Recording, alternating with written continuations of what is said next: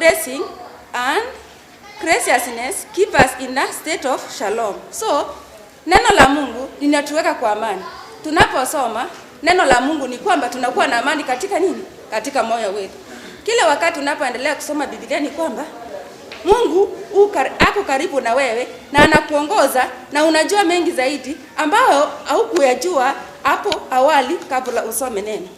Na kwa hivyo neno linatusaidia kwa kurekebisha na kumngojea Yesu Kristo. So wapenzi watazamaji, na wasia kwamba katika muda huu tuweze kupekua maandiko, tusome neno ili tukaweze kujua yale Mungu wetu ametuandalia. Na kufikia hapo, wacha nimkaribishe mwalimu mwenzangu ili akaweze kuendelea.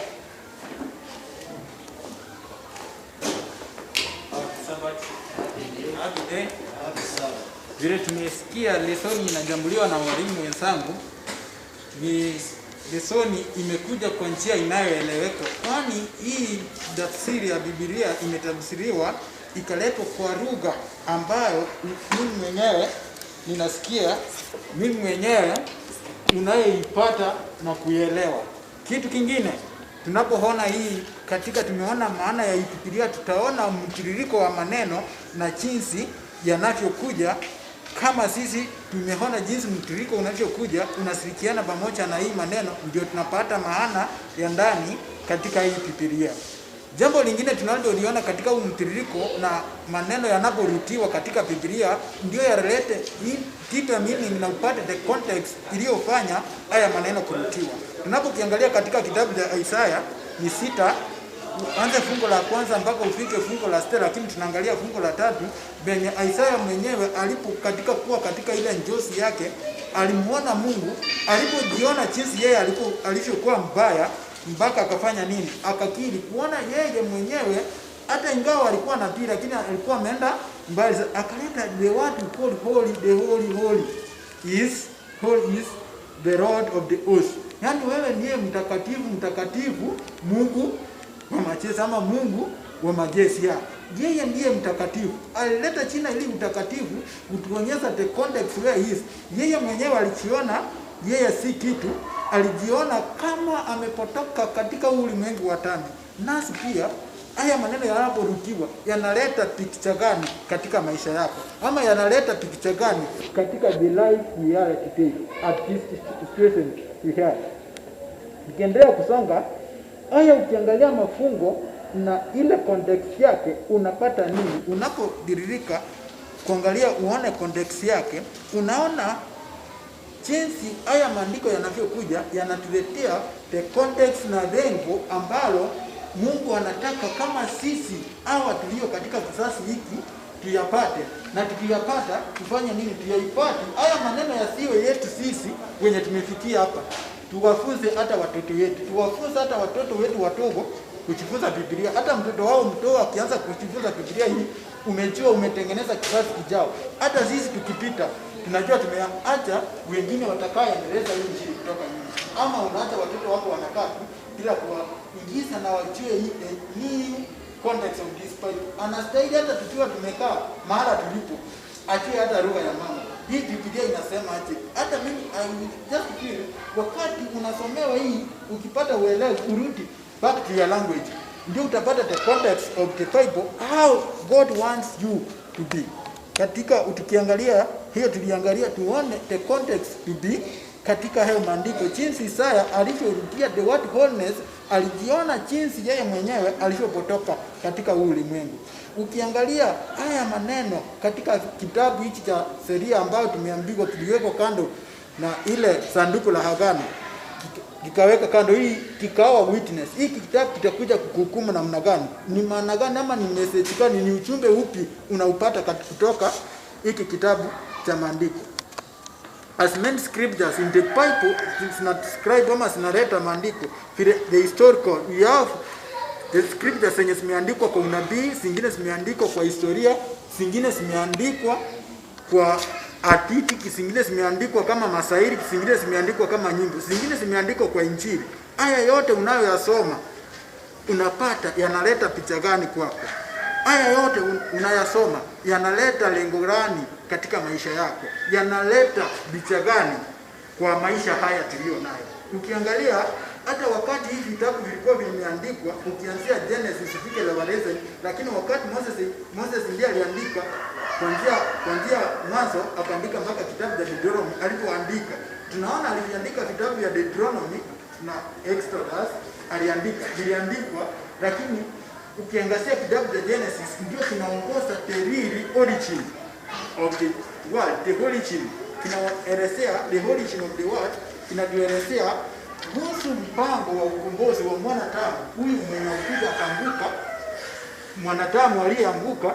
Kinaelezea hayo, kikutuletea that concept from heaven, malaika na mwangaza kutoka mbinguni, tuone jinsi sisi tulivyopotoka, lakini kinaangazia kuumbwa kwa mwanadamu, kinaangazia jinsi na mpango wa ukombozi wa mwanadamu uliofanywa.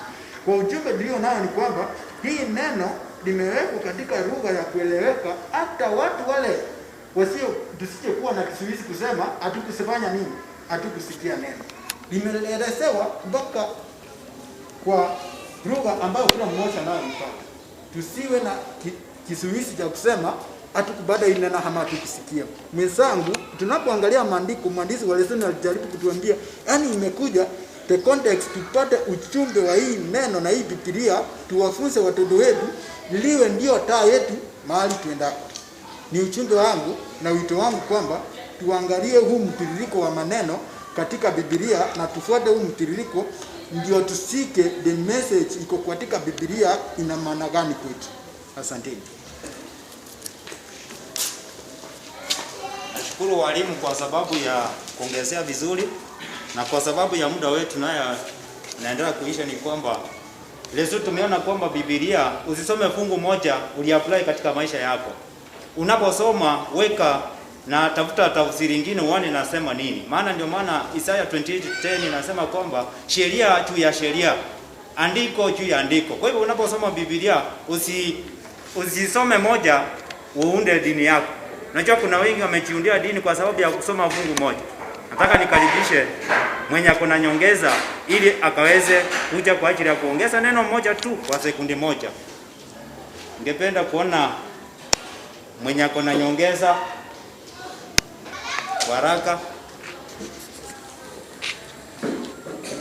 Niko na swali inahusu hiyo kuelewa neno la Mungu. Nilikuwa nauliza swali moja. Kuna watu duniani yote, kuna mtu hata mmoja hataelewa Biblia ni nini? Na hata ukimuuliza fungu hata moja hawezi kuambia.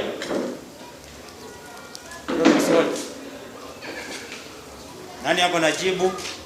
Kunaye mwenye hajajua Biblia? Enda.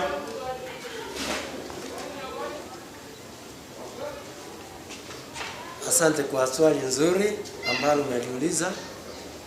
Ni kwamba duniani sasa hivi kuna wengi hawajajua neno hili. Ndio sababu neno hili linaendelea kuhubiriwa kupitia kwa TV, linaendelea kuhubiriwa kupitia kwa magazeti, linaendelea kuhubiriwa kwa njia mbalimbali, licha ya kwamba kuna wengine hawajapokea hili neno. Kwa hivyo kuna watu wengi sana hawajapokea hili neno, hawajui Biblia ni nini. Lakini mikakati inaendelea kutumika ili neno hili lipate kuwafikia. Asante. Asante.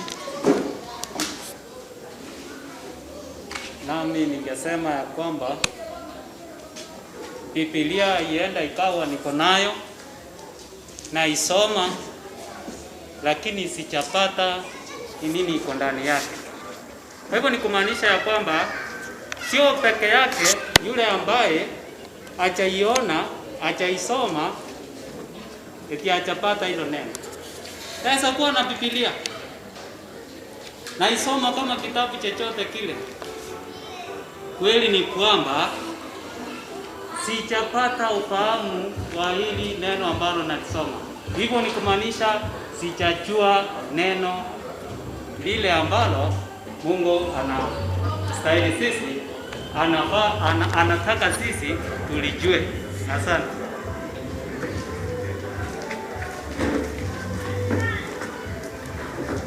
Nawasalimu tena mjambo. Jambo tena. Kuna jambo ambalo ningependa ya kwamba tuweze kutukumbusha ya kwamba katika hili neno ama the books and 10 messages tunaona ya kwamba hizi vitabu zilikuwa zimeandikwa according to the situation for different purposes and different settings. Some served as a prophetic message, others were compilations such as psalms, mawimbo na kuambia watu jinsi ya kuwa na faraja katika Yesu Kristo. There are historical books such as First and Second Kings. Those are the historical books ambao tunajifundisha ya kwamba ni nini kilikuwa kinatendeka hapo mwanzo kabla ya nini? Kabla ya sisi ama kabla ya kizazi ambacho kilicho sasa hivi. Ni kwamba tunajikumbusha jinsi Mungu alivyokuwa anatumia watumishi wake kwa kuwaonya watoto wake, kwa kuwaambia ya kwamba msipoenenda hii njia, mkienenda hii njia ni kwamba mtapata nini? Curses.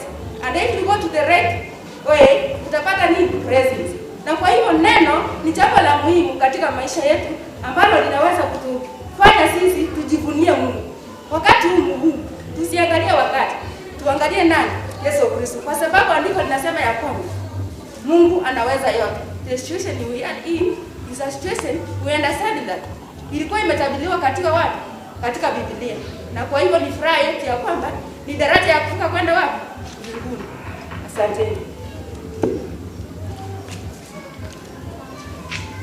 Nashukuru kwa sababu ya lesoni ya siku ya leo, na wapendwa, ningewalika kwamba unaposoma Biblia isome kwamba kama neno la Mungu. Lesoni ijayo inazungumzia kuhusu Mwanzo, lesoni ya 8. Kwa hivyo karibu katika lesoni ijayo ambayo ni lesoni ya 8. Ningependa tukaweze kusimama tuombe kwa ajili ya kukamilisha lesoni. Naomba.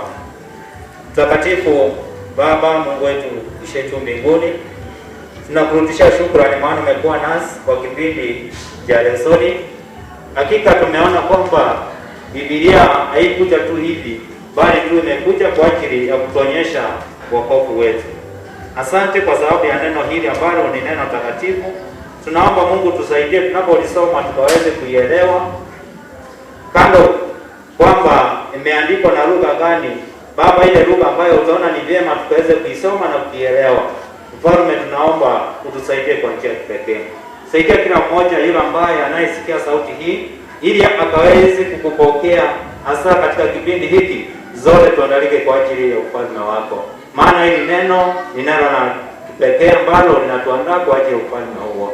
Asante, tunapoenda katika vipindi vingine vya mchana tutakualika uwe nasi hadi mwisho. Na katika Kristo Yesu tunaomba na hata kuamini.